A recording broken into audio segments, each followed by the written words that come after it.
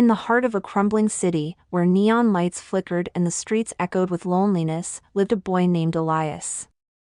Orphaned at a young age, he had no memory of warmth, no home to return to, and no family to call his own. The world had long since turned its back on him, and he wandered through the alleys, scavenging for food, feeding stray animals, and staring at the night sky with an unfulfilled longing, wishing, just once, to see his parents again. One stormy evening, desperate for shelter, Elias found himself in the ruins of an abandoned building at the outskirts of town. Dust-covered machines and rusting gears filled the space, remnants of a forgotten past. But amidst the wreckage, something caught his eye, a strange metallic pod, massive and covered in glowing blue dials. The words Chronogate were engraved on its surface, sending a chill down his spine. Curiosity burned in his heart. Brushing away the dust, he saw a button pulsing with light. He hesitated, but something deep inside urged him forward. He reached out and pressed it. The machine roared to life. Gears turned, energy crackled in the air, and a swirling vortex of golden light enveloped him. Before he could react, he was pulled in, and the world around him shattered like glass.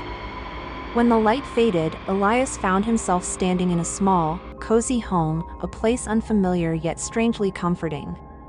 The scent of freshly baked bread filled the air.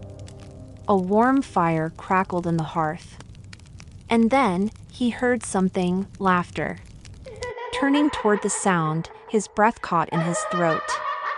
A young boy, no older than 5, played on the floor with handmade wooden toys. A kind woman hummed a gentle tune as she kneaded dough, while a strong yet gentle man carved wood by the fire.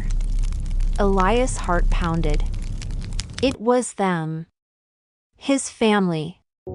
His mother, his father, and his younger self, before tragedy took them away. Tears welled in his eyes as he stepped forward. He wanted to call out, but the words caught in his throat.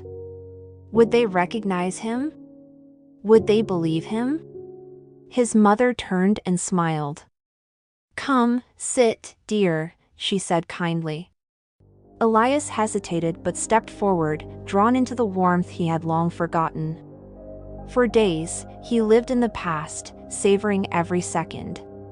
He helped his mother in the kitchen, listened to his father's stories by the fire, and watched over his younger self with an overwhelming sense of bittersweet love.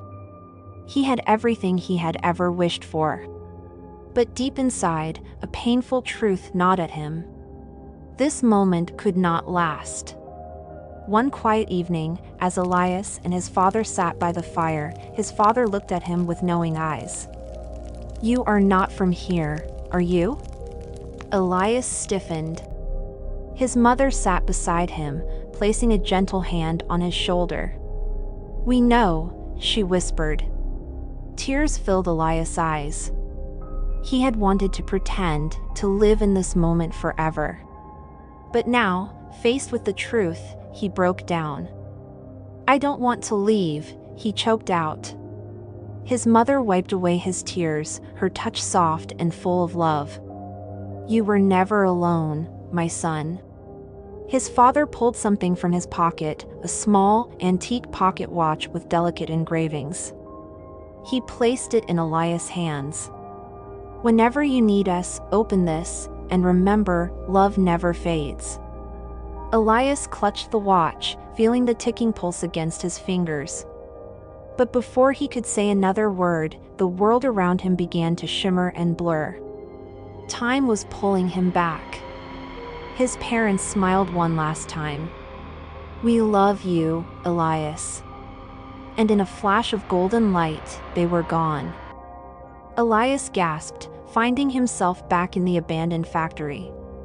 The machine stood lifeless, its glow gone. For a moment, silence surrounded him. Then, he looked down at his hand. The pocket watch was still there. He opened it, and inside, a tiny engraving read, "Love is timeless." Tears welled in his eyes, but this time, they were not of sadness. He was not alone. With a newfound purpose, Elias walked out into the city.